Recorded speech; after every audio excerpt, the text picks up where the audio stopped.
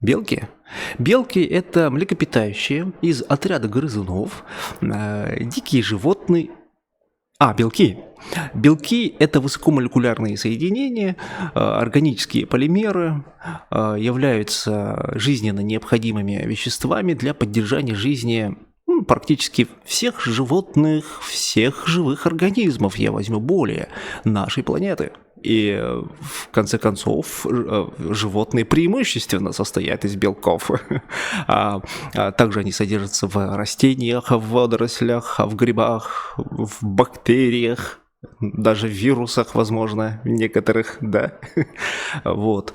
Сегодня мы преимущественно с вами поговорим о пользе таких биологически активных добавок, как протеины. Это и есть, дамы и господа, белки. Поехали.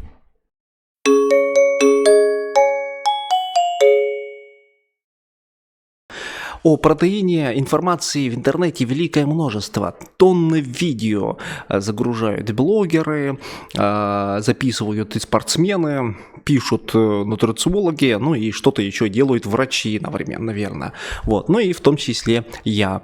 Но я, наверное, остановлюсь на некоторых чуть-чуть неочевидных вещах, которые, возможно, развеют некоторые мифы, раскроют какие-то тайны.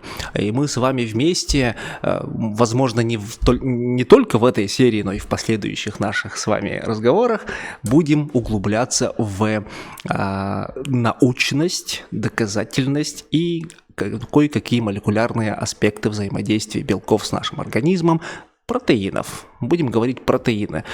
Вот. Ну, что я хочу сказать? Прежде всего, я хочу развеять один миф о том, что протеины пригодны только для спортсменов. Это отнюдь не так. Протеины могут принимать кто угодно. Мы с вами понимаем, что белки – это основа жизни. Из белков состоит практически наша кожа, каркас нашего тела, соединительная ткань – это коллаген, это эластин, это там какие-то еще кератины, возможно, и другие белки, каркас, внутриклеточный каркас, микрофиламенты, микротрубочки, фибриллы и так далее – это все белки, то есть без белков нет нашей основы. Что же еще белки? Белки – это иммуноглобулины, это наши с вами антитела, сывороточный иммунитет, и это распознавание антигенов, патогенов, которые попадают в наш организм и вызывают, определенные воспалительные процессы. И заболевания, инфекционные заболевания. Это иммунитет. Для дифференцировки иммунокомпетентных клеток, это клеточный иммунитет, тоже нужны определенные белки, тоже нужно синтезировать рецепторы, там какие-то каналы, какие-то структуры мембранные, трансмембранные, которые вкрапливаются вот в такие вот в мембрану клеток. Мы знаем, что мембрана – это билипидный слой, это фосфолипиды, а белки встраиваются в эту структуру и выполняют те или иные функции. Этих функций великое множество, их даже не тысячи, их может быть миллионы. Разновидностей белков тоже великое множество. Каждая вариация сборки аминокислот, мы же с вами понимаем, что белки – это последовательность аминокислот, и они могут сворачиваться по-разному. И каждая сборка этой полипептидной, такой полиаминокислотной цепочки, это так и называется полипептид. Сборка, конфигурация полипептидной цепочки определяет функцию, задачи конечного вещества. И каждая сборка – это уникальное, аутентичное вещество, которое выполняет определенную функцию. Таких могут быть тысячи, десятки тысяч, сотни тысяч, миллионы, десятки миллионов, сотни миллионов. Очень простой пример. Последовательность аминокислот. Последовательность из 5 аминокислот, всего лишь 5, вы представьте, только 5 аминокислот, это уже, олиго, но пептид.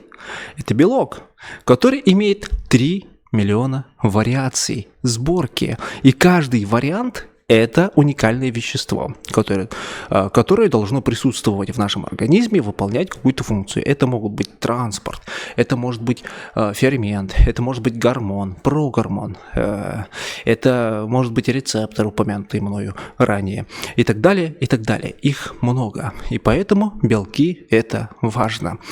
И вот мы с вами должны понимать, что мы употребляем белки для обеспечения вот всех этих функций, различных процессов. Не только каркас, не только мышечная масса, но и все физиологические процессы, которые протекают в нашем организме. Их множество. Поэтому употреблять протеины, добавку к пище, как дополнительный источник аминокислот могут все. Еще к этому прибавляется удорожание белок-содержащих продуктов. Вы посмотрите, сколько стоит мясо, это же кошмар. Вот, мы недополучаем белок, а суточный рацион, он всегда высокий. Вот. Лично я употребляю протеин как дополнение к моему рациону, ну, просто для жизни, поддержания тонуса, для поддержания иммунитета, для обеспечения моего организма аминокислотами. Я стал ощущать, конечно, некоторую бодрость, некоторый прилив сил и меньше подвержен респираторным заболеваниям сезонным. Это просто мои личные наблюдения с тех пор, как употребляю дополнительные порции протеина в виде порошка.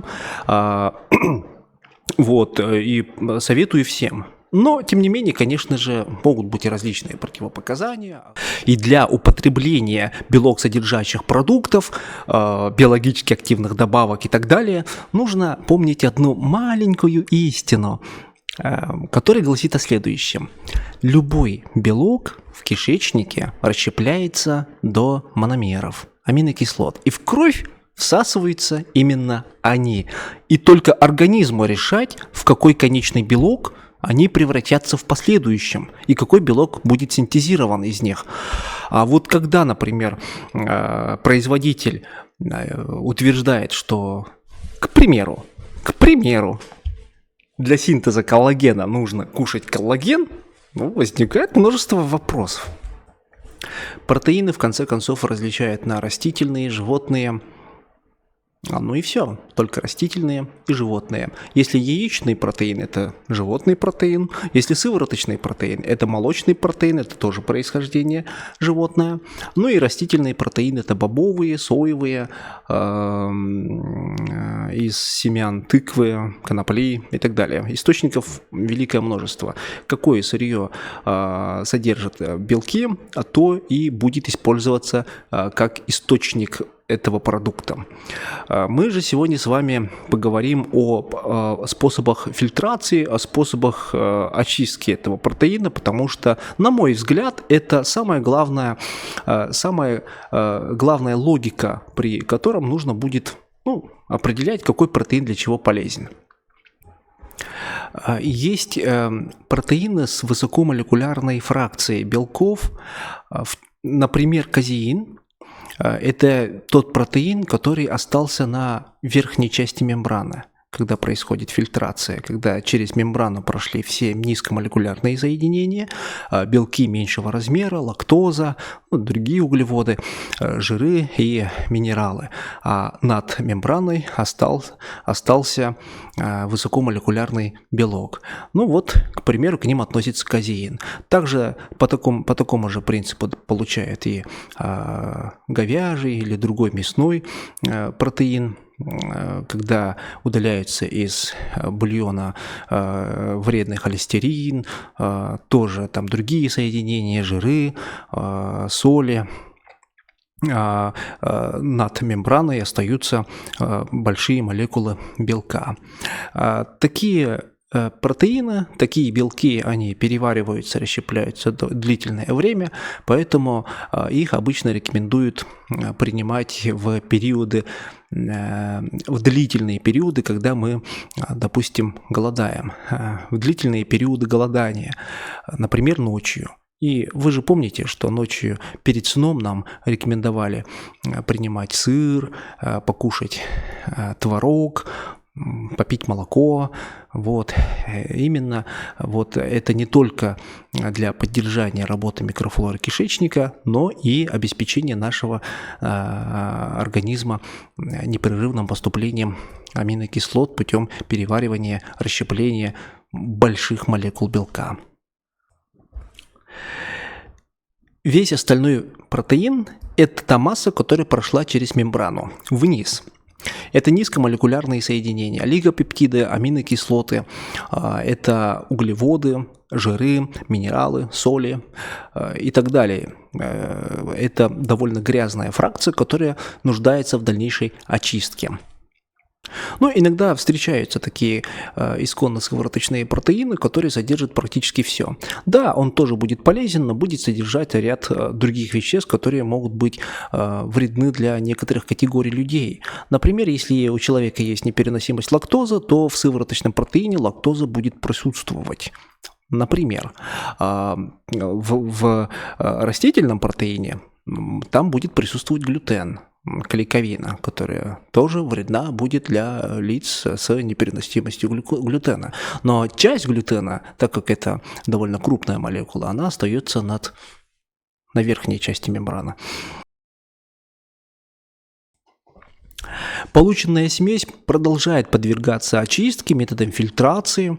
Здесь в этом различают две массы. Один из них это концентрат, а другой это фильтрат. Концентрат это та масса, которая осталась на верхней части мембраны, которая не прошла через мембрану, а та масса, которая прошла через мембрану фильтрационную, это фильтрат. И их качественный состав отличается в зависимости от размера пор мембраны, поэтому отличает ультрафильтрацию, микрофильтрацию и нанофильтрацию. Ну, не совсем в такой последовательности, конечно. Поэтому при выборе концентрата сывороточного протеина или любого другого протеина всегда нужно интересоваться размером опор мембраны, использованной при очистке, фильтрации первичного сырья. Так как фильтрация – это механическая обработка, механическая чистка смеси, при которой некоторые вещества, которые должны были быть удалены, могут оставаться в концентрате и, конечно же, присутствовать в конечном продукте, например, лактоза в сывороточном протеине. Поэтому были придуманы такие методы, как ионный обмен. Ионный обмен – это контролируемый способ очистки с использованием сорбентов, твердотельных ионообменников, при пропускании через которых протеин отдает контролируемо те ионы, от которых нужно избавляться. В зависимости от того, от чего производитель хочет избавиться, он подбирает специальные сорбенты, которые селективно, то есть избирательно отбирают те вещества, которые могут присутствовать. И таким образом конечный продукт обладает высокой степенью очистки от нежелательных примесей и называется изолятом. Мы с вами понимаем, что в конечном итоге нам нужны аминокислоты. Вне зависимости от того, что мы с вами покушаем, хоть будь это мясо, будь это яйцо, будь это протеин, там изолят этого протеина, так или иначе, в нашем желудочно-кишечном тракте белки подвергаются расщеплению под воздействием желудочного сока, ферментов желудка, ферментов кишечника до олигопептидов и аминокислот, которые в конечном итоге всасываются. И именно поэтому некоторые производители производят так называемый гидролизат протеина. Это тот протеин, тот белок, который подвергся нагреванию в присутствии кислоты, протеолитических ферментов, которые расщепляют белок в мономеры или олигопептиды с длиной максимум в 5 аминокислот. И свободными аминокислотами будет этот продукт, будет называться гидролизат протеина. Это тот протеин, который быстрее всего усвоится, и усвоится без затрат энергии, без использования ферментов, который быстро проникнет к нам в кровь, и его принимают по разным причинам. Он хорошо подходит как раз для спортсменов во время тренировок, для обеспечения тренировок, роста мышц уже достаточным набором аминокислот в течение, допустим, ближайшего часа. Именно поэтому при выборе протеина обращайте внимание не только на производителей, на качество продукта, но и на, во-первых, источники белка, во-вторых, методы фильтрации, в-третьих, методы обработки белка для получения конечного продукта, который мы с вами употребляем.